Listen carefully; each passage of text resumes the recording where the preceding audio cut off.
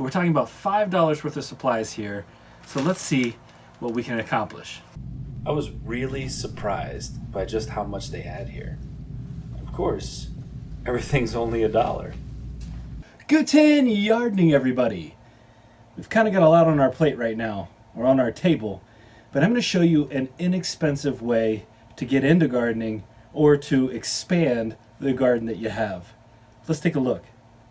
One of the reasons I think people sometimes shy away from gardening or expanding their garden is because of that upfront cost that you can incur with pots, containers, raised beds, soil, seeds, etc. The other day I was at a dollar store and I started looking around and I noticed that they had a really wide variety of these simple plastic containers and buckets. And not only these containers, but an entire section dedicated to gardening utensils. And I realized that it's highly possible that there might be something there that I could use for some of our indoor planting, some of our container planting. Now, if you're trying to buy plastic to grow food in, you have to make sure that the plastic is food safe. And the way to do that is to look at the bottom, and there should be a tag or a label in here that tells you the type of plastic that you're using. And the two most common types of plastic for these containers are HDPE number 2 and this one, which is PP number 5. Now, HDPE stands for high density polyethylene, and it's what you use commonly in buckets, in your milk jugs, so you know that that's food safe. And then the PP number 5 stands for polypropylene, which is what is really commonly used for these types of bins, storage containers, etc.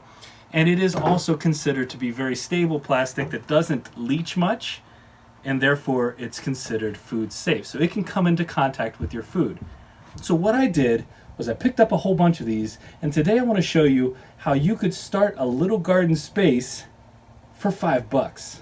Now, I've removed a lot of the pieces off the table, and I've kept 3 containers, 1 set of trays, and this set includes 3 trays, and 1 8-pound bag of potting soil. All of this from the same store, $1 a piece, so we have $5 sitting right here. Now, one thing I will say is I can't guarantee that this soil is organic. So there's one thing you might want to keep in mind as you're trying this method out. If you already have your own soil that you want to use, that works just as well. But we're talking about $5 worth of supplies here, so let's see what we can accomplish. Now, with my trusty 2x4, I'm going to set these out, and I'm going to place this 2x4 underneath, and I'm going to drill some 3/16 inch holes in the bottom for drainage. Do it gently, just like so. And I'm going to continue around and give it about 7 different holes.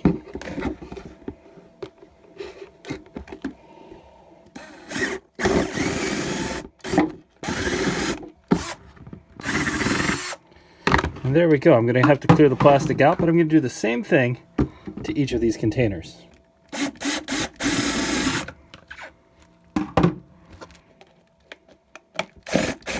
Now our holes are in and drilled, and I'm going to go ahead and take apart these trays.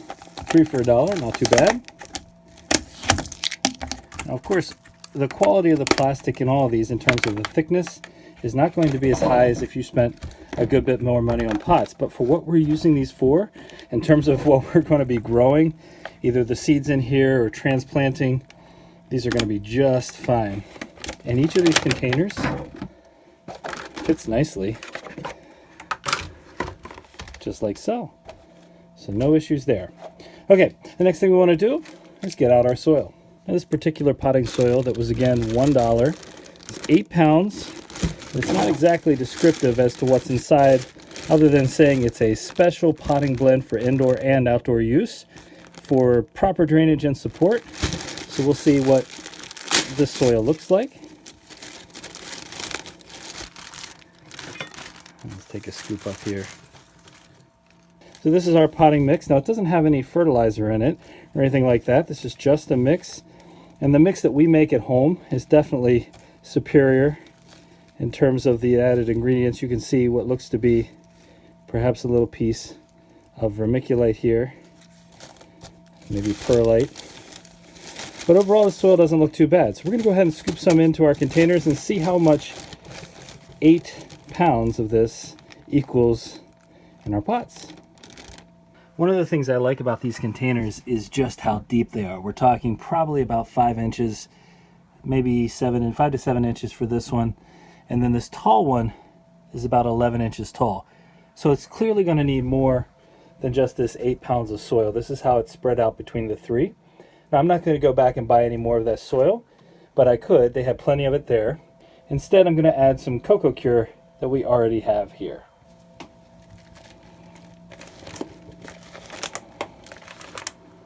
I have thoroughly hand mixed the cocoa cure and the potting mix that I bought earlier. We got a really nice texture now. And before I finish up, I'm going to add a little bit more vermiculite. You wouldn't really have to do that, but I think that would improve the soil even more, and I have some in stock. And when it comes to seeds, oftentimes these dollar stores have seeds as well, inexpensive seeds. These zinnias are $2.99, it says, but everything at the dollar store is $1, so that's all that we paid for these. And they often have seeds that are 2 or 3 for $1 as well. In our case, we have a bunch of seeds from previous plantings that we didn't use up. So this is our opportunity to use up some of those seeds. Do some of our nice Parisian carrots, the little tiny carrots. And we have seeds that we even harvested from some of these organic peppers that we bought at the store. So depending on the size of the container, like this one's nice and tall, so carrots would work perfectly in here. I could actually plant some of my bigger Kyoto red carrots, for example, or my Lubericher yellow carrots. For our shorter containers, lettuce would work great, maybe beets, or maybe even some really nice red giant mustard greens. Really, a container like this can do so much. We also have all of this Paris Island Cost lettuce that still needs to be transplanted, so these containers offer us another opportunity to do just that. Now to us, this seems like an awful lot of value for just a little bit of expenditure, and it's heavily modifiable. Whatever soil works best for you, go for it. But these containers for $1 each, the seeds that you can get there or the seeds that you already have in your possession, make this a great experiment for you to try regardless of your gardening experience. This is a great way to get into gardening, and it's definitely a great way to expand what you're already growing.